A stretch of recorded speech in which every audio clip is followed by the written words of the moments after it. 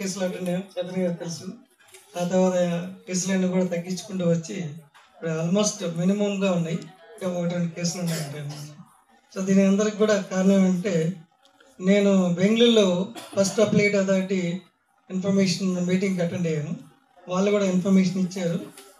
So ఏదైనా సరే ఎవరైనా అడిగినప్పుడు ఇన్ఫర్మేషన్ ఫస్ట్ అప్పీల్ అంటే పిఏఓకి వెళ్తుంది. ఒక 30 డేస్లో ఆయన ఇవ్వకపోతే నెక్స్ట్ నాకు వస్తుందన్న, అంటే ఫస్ట్ అప్లైడ్ అథారిటీ. సో నేను కూడా రెస్పాండ్ కాకపోతే ఒక 45 డేస్ తర్వాత కమిషనర్ గారికి వెళ్ళటం జరుగుతుంది.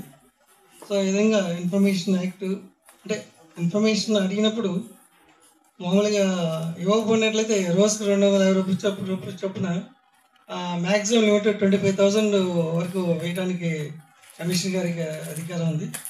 ఆ విధంగా కొన్నిసార్లు పెనాల్టీలు కూడా పడుతుంటాయి.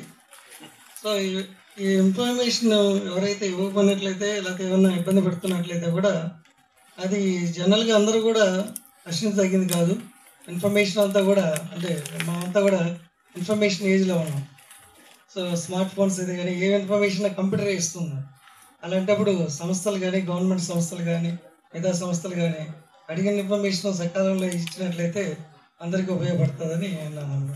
ఈ అవకాశం ఇచ్చినటువంటి సమాచార అధ్యక్షులు శ్రీ చేతన్ గారికి, మిగతా కార్యక్రమానికి నా థ్యాంక్స్ చెప్తాను. Thank you.